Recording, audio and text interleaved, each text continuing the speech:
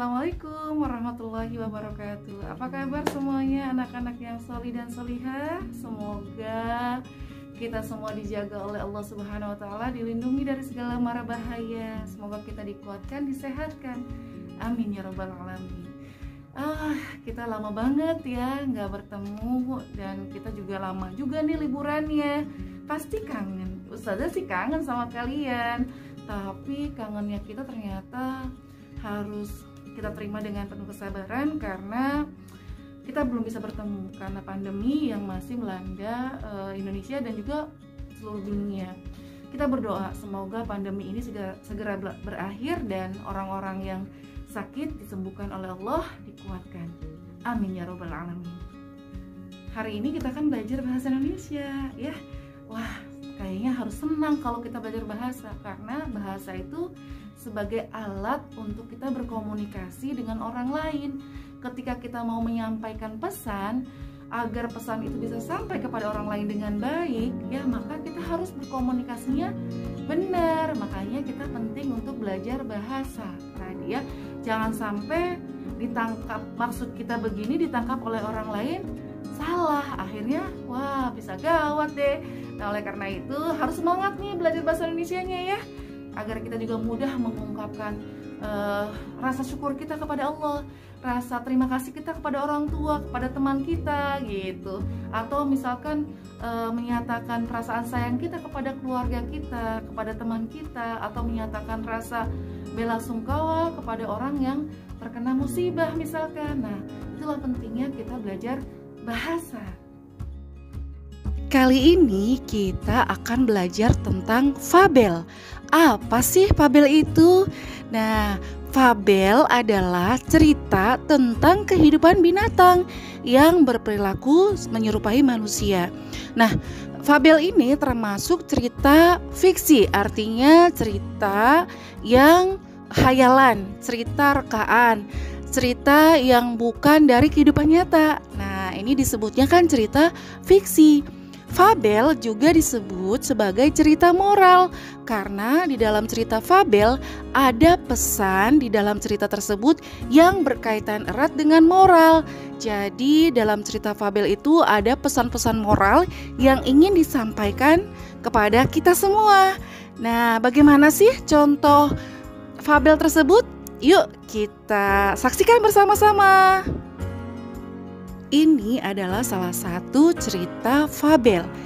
Judulnya adalah Singa dan Tikus. Yuk kita simak dan saksikan bersama-sama. Tikus adalah hewan kecil yang cenderung penakut. Sementara singa merupakan raja hutan yang disegani oleh hewan-hewan lainnya. Namun rupanya tikus juga bisa menolong singa. Bagaimana ceritanya? Yuk kita ikuti kisah lengkapnya berikut ini.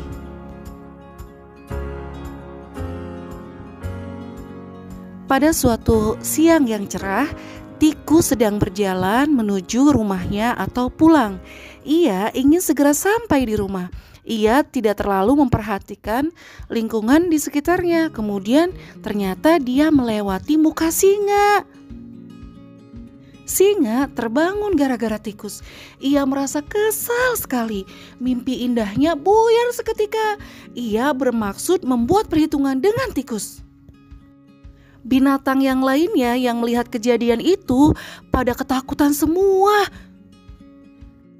"Berani-beraninya kau mengganggu tidurku," seru singa galak. "Mengapa kamu berjalan di depan wajahku sehingga aku terbangun? Kamu akan menerima akibatnya." Tikus ketakutan. Ia tidak tahu apa yang harus ia lakukan. Maafkan aku, singa. Aku sama sekali tidak bermaksud mengganggu tidurmu. Tolong, jangan ganggu aku. Jangan, aku berjanji tidak akan mengganggumu lagi," kata tikus. Tolong jangan bunuh aku, singa. Aku janji tidak akan mengganggumu lagi," kata tikus lagi. "Tidak, aku tidak akan melepaskanmu." Singa masih kesal sekali. Aku mohon Tuan Singa, jika engkau melepasku, aku berjanji akan menolongmu jika kau membutuhkan bantuanku. Singa tertawa terbahak-bahak mendengar ucapan tikus, menolongku? Hahaha, bagaimana mungkin hewan sekecil kamu bisa menolongku? Lucu sekali. Hahaha. Lepaskan aku, Singa, aku mohon, ujar tikus dengan wajah memelas. Baiklah, kamu hanya makhluk kecil, memakan kamu tidak akan membuat aku kenyang. Aku akan melepaskan kamu, tapi kamu jangan pernah berkeliaran lagi di sekitar sini, kata singa. Ia mengaum, kemudian melepaskan tikus. Kemudian tikus berlari pulang ke rumahnya setelah ia mengucapkan terima kasih. Dan binatang yang lain yang melihat kejadian itu lega sekali. Beberapa hari kemudian, singa berjalan-jalan di pinggiran hutan. Ia tidak tahu bahwa di sekitar situ ada beberapa jebakan yang sengaja dipasang oleh para pemburu. Dan benar saja, sebuah perangkap mengenai singa. Hewan ganas itu terkurung dan tergantung oleh jala yang terbuat dari tali yang kuat. Singa meronta-ronta tapi tidak berhasil melepaskan diri. Ia pun mengaum keras sekali, menumpahkan kekesalan dan kemarahannya.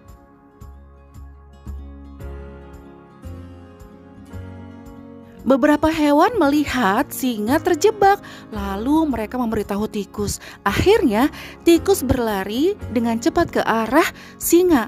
Di sana ia mendapati singa sedang terkurung. Tenanglah Tuan Singa, aku akan segera menolongmu, kata tikus. Kemudian tikus melompat ke jala tali itu dengan gesitnya. Lalu ia mengerat atau menggigit tali tersebut. Padahal tali itu besar dan kuat sekali. Tikus melakukannya dengan tekun. Ia berusaha keras sekali untuk memutus tali tersebut.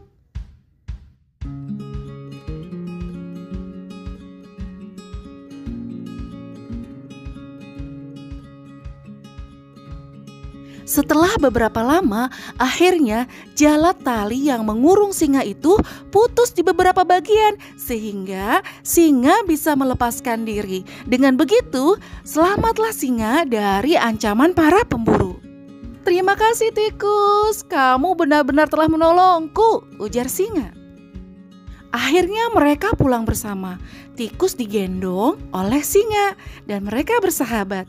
Singa tidak menyangka bahwa tikus hewan yang kecil itu bisa menolongnya.